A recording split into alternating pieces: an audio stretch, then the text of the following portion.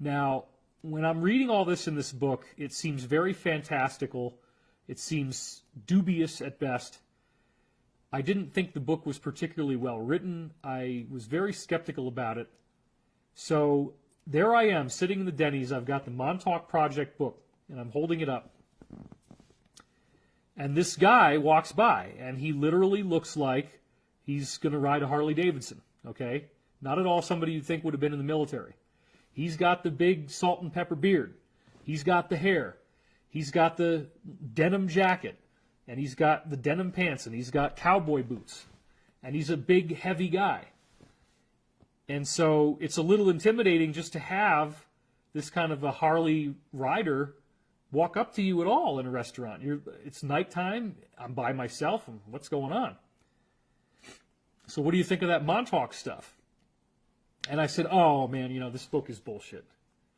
And he said, well, I used to work for Preston Nichols. Preston Nichols is the author of the book, the guy that ran the Montauk Project. And I actually, despite the fact that he was a Harley rider, or looked like he was, he had some metal studs on his clothing and things like this, I just kind of heckled him. And I said, oh, come on, man. You can't expect me to believe that you worked for Preston Nichols and you were involved in all the stuff that was in this book. He said, well, if you want to listen to me, I will tell you what I know, and you decide if it's true. So I said, okay, well, sit down. Let's talk about this. So I ended up being in that restaurant for hours, and I had taken placemats from the other tables and flipped them over because there's white on the back. And I'm writing all this stuff down, and he's drawing pictures. It was amazing. And I proceeded to end up having years of contact with this guy. And he wanted to go by the name Daniel. And he told me an incredible amount of stuff.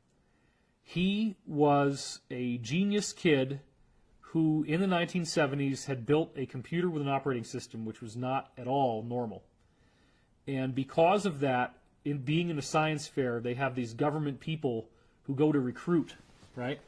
So they find this kid at the science fair, and they say, well, how would you like to have a job for the government? How would you like to work in some very, very interesting stuff that nobody else gets to know about? That's how he got brought in. So what he told me was that the company he worked for was called Brookhaven National Labs, and that this defense contractor actually owned this supposedly derelict military base at Montauk Point, Long Island. He claims that he was involved in engineering the time portal technology that was being used with this seat. And specifically, there were all these various wavelengths that came out of the chair. And he said that the wavelengths would represent the consciousness of the person inside the chair.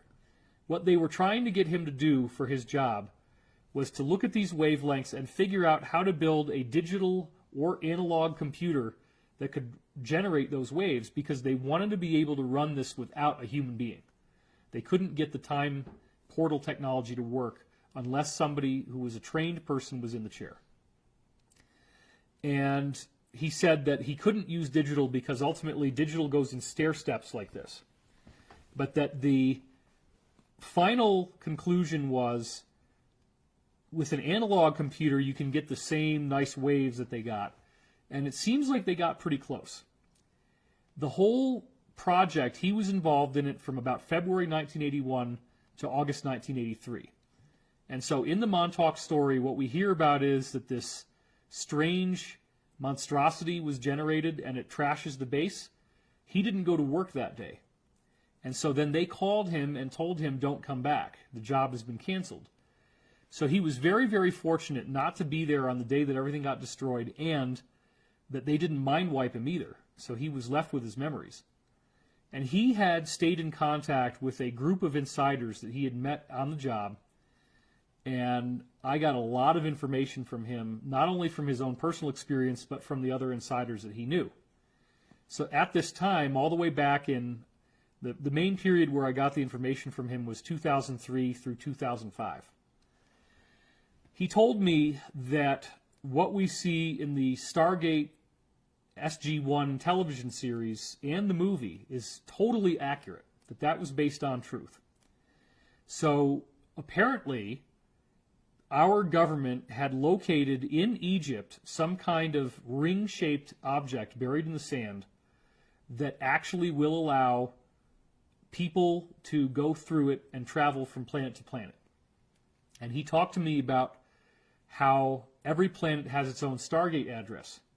And for many, many years, I didn't give out the Stargate address because I wanted to try to sort out the wheat from the chaff.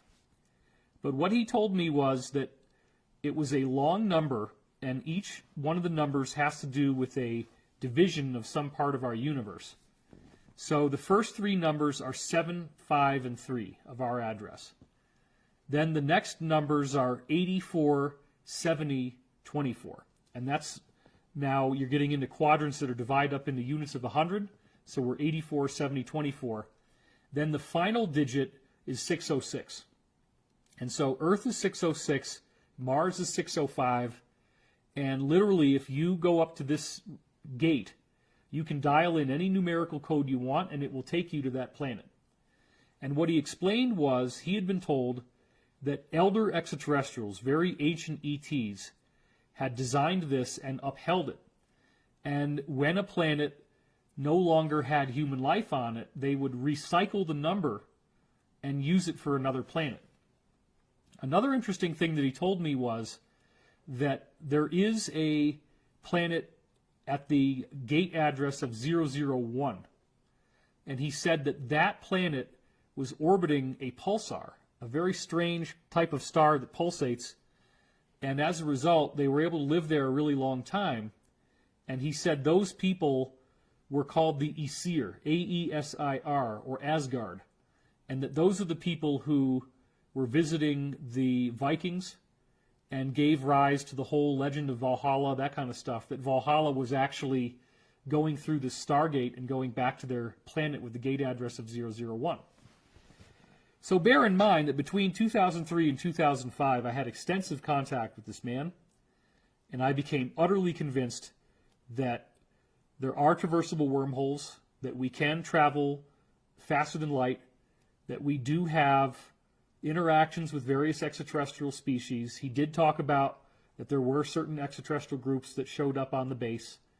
Later on, he went through hypnotic regression with Dr. Leo Sprinkle, and under hypnosis, he started to remember a lot more, and that included that he was working with reptilian beings, and that they were actually teaching them at that base how to get the chair working, how to get the right power supply, training the psychics on how to tune properly for the chair. It was a very intense, complicated story, and you have to understand that for this roughly 2.5-year period, I was constantly trying to get him caught in something. I was constantly cross-examining. I would ask funny questions. I would try to see if he could contradict himself. And no matter how much I tried, his testimony was remarkably consistent. It just stayed the same.